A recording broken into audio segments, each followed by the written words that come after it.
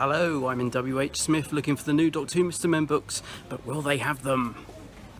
Yes, they do.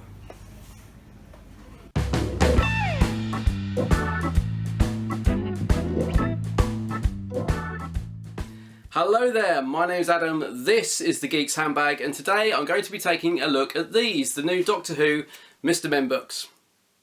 So there's been 8 books released so far, but before we take a look at them, a word of warning to anyone that hasn't read them yet, there will be spoilers. So first up, it's Doctor First, of course, and quite what William Hartnell would have made of this, I don't know. But I like the little caricature they've given him with his little walkie stick, it's very First Doctor-ish. On the back we get a little synopsis for the book which says, "Meet Doctor First, he's in a bad mood because he can't find his granddaughter. However, that soon becomes the least of his problems." So this is a little story where the Doctor and Susan, there they are having some breakfast. The Doctor's got a problem with the TARDIS, so he takes it to Earth to try and fix it.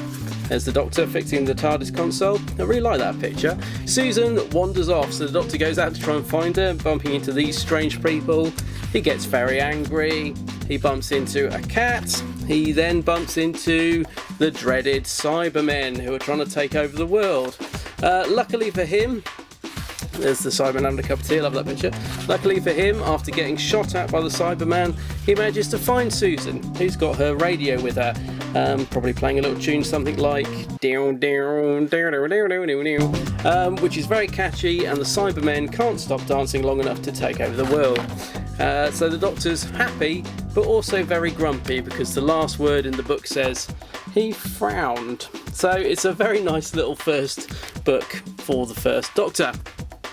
Okay, so next up it's Doctor Second, and I really like the caricature they've done for the Second Doctor with his little bow tie and the hair and the flute. It's all very nice. On the back it says, "It's mayhem in the museum as Doctor Second and his companions find themselves on the run from some abominable baddies." Oh, I wonder if we can guess who they are. So the Doctor, Jamie and Victoria land in a museum. Do you know what's nice about this? Even though they're little caricature books, they've managed to capture the characteristics of the Doctors quite well. So in this one, you can just sort of imagine the Second Doctor saying this as you read it, which is quite nice.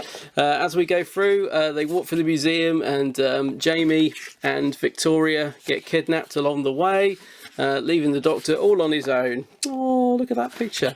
And then all of a sudden, out of nowhere, pops, guess who? A Yeti. That's very cool. I really like that picture.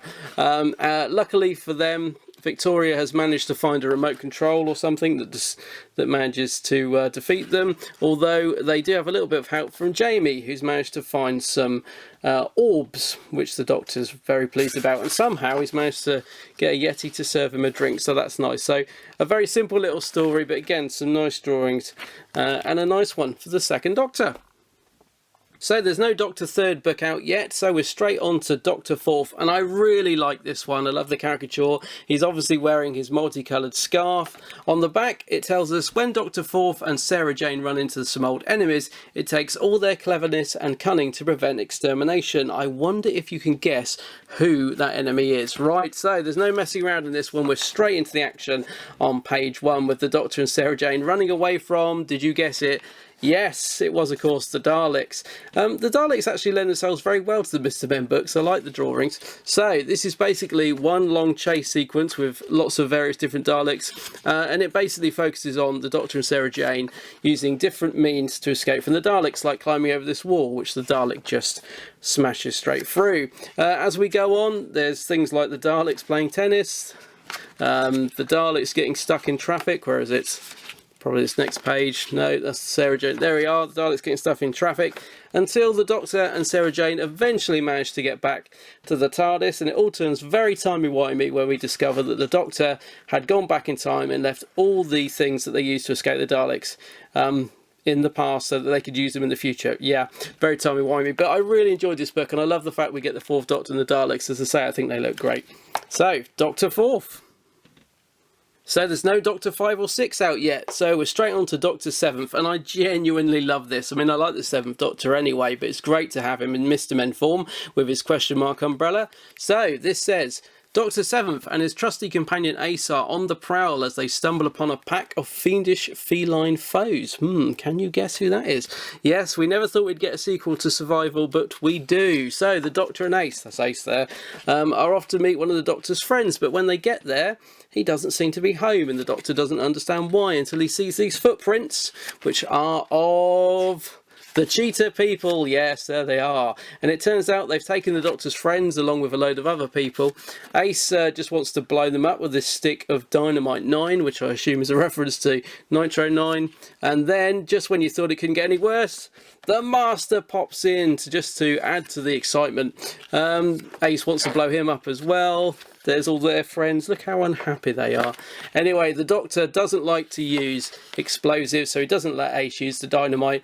Instead, he does a little performance of magic, tricking the cheetah people, who look really pleased, into getting trapped in a net. And it all turns out okay, except Ace is very upset she didn't get to blow everyone up. But the Doctor says, at least it wasn't boring. And that's a really nice little book for the 7th Doctor. Okay, so next up it's Doctor 8, and I'll be honest with you, this is the first one where I'm not too sure about the design of the Doctor, just because it reminds me too much of the Incredible Hulk. But anyway, let's see what this one's about. So, 2 warring races, 1 Time Lord. Dr. 8 finds himself stuck in the middle of an ancient feud and must rely on his wits to save the day. Right, so this starts with the 8th Doctor getting a distress call from a spaceship that's about to self-destruct. So he lands on the spaceship and has an argument with this very stubborn robot, telling him not to self-destruct. But the robot's adamant, so the Doctor gets the crew together, gets them all in the TARDIS, saves them just before the spaceship explodes. Then they land on a beach. But when they get there, there's a problem because the Silurians are there. Oh yes, but not just them. They're there with the Sea Devils, and they're both fighting over the island. So the Doctor has to try and reach a compromise between the two of them, which he does. He decides that it would be best if they could make an agreement that the Sea Devils have the beach when the tide is out, and when the tide is in, the Silurians could have it. Or maybe it's the other way around. But anyway, they reach a nice simple compromise, and the Doctor ends up having a game of volleyball with both. So that's a nice little story. So although I'm not too sure about the characterisation of the 8th Doctor, it's still quite a nice little book, and I do like the Sea Devils and the Silurians in Mr. Men form. I think they look cool. Doctor 8. Next up it's Doctor 9th. Yeah, like the drawing of him, I think that's good. He's got his Sonic on there. Very nice one for Dr. 9th. This one says, with a little help from Rose and Jack, Dr. 9th sets out to prevent an otherworldly invasion. Now, those of you that like continuity and keeping things canon aren't going to like this one because it's a bit strange. So, the Doctor goes out to buy some new clothes, goes into a shop where he meets Rose Tyler. She stood there with some mannequins. One of them has the 4th Doctor's costume on for some reason. Anyway, suddenly the mannequins come alive. Is this sounding familiar? So they go on the run away from these Auton mannequins. The Doctor switches on all the electrical devices in the store, which sends everything crazy. Then suddenly we get introduced to Captain Jack. So Rose gets introduced to him for the first time in this book, which, as I said, does mess with continuity if you're into those kind of things. And they start using cabbages to defeat the Autons by knocking their heads off. So it's a strange story, this one. Bit of a mishmash of ideas. I do like the drawings in it, though. There's the Doctor, Rose, and a headless Auton, and it all turns good. There's Captain Jack, by the way, and it all turns good in the end with Rose being taken in to see the TARDIS for the first time, which does look really nice, actually. So yeah, if you're a traditionalist, you may not like the fact that Dr. 9th messes with our history, but it's a nice little book. No Dr. 10 out yet. Apparently he's coming out for Christmas, so on to Dr. 11th. Now, the 11th Doctor lends himself brilliantly to the Mr. Men books, I think, so that's really nice. Let's have a look. So, Geronimo, Dr. 11th and River Song take off on a daring and dangerous adventure to recover a lost item of great importance. Yes, so we get the Doctor and River having a cup of tea in the TARDIS. They land. Look at River's boots, very flashy. They meet 2 lovely little rabbits, but guess what? They're not rabbits. They're actually Zygons in disguise. So there's a big chase sequence with these guys. Then all of a sudden the Silurians come into play and it's all kicking off, and as if that wasn't any worse, There's also the Weeping Angels. Yes, guys, it's all going on in this book. They're throwing everything in, including the kitchen sink. Anyway, you'll be pleased to know that after all this and a chase with a very scary spider with a million eyes, they managed to get back to the TARDIS just in time for another cup of tea. So yeah, the 11th Doctor book just about has it all, I would say. And finally, it's Doctor 12, and I'm really torn on this because I really like the look of him, but he does look very happy for the 12th Doctor. He should be looking a bit more grumpy, I think. He's very bright and smiley, but I do love the look of this 12th Doctor. Right, 12th Doctor's oldest adversary returns in a time-bending chase through Earth's history. Will the Doctor prevail, or will Missy finally have her day? Oh, good grief. So it starts with the Doctor and Missy landing in ancient Egypt, and funnily enough, this plays on the Doctor's age, because basically the whole thing is the 12th Doctor chasing Missy through various locations as she steals different things, and her teasing him about the fact he's too old and too slow to catch her, until eventually we get to the end. And we don't even find out what Missy's doing, because she wants to explain her dastardly plan, that's Paris by the way, to the Doctor. There's some Cybermats by the way, and when we do get to find out Missy's plan, the Doctor says he's not interested, he just wants to have his lunch, and she's really annoyed. She's like, don't you want to know what I was up to all this time? And he's like, yeah, just want some dinner.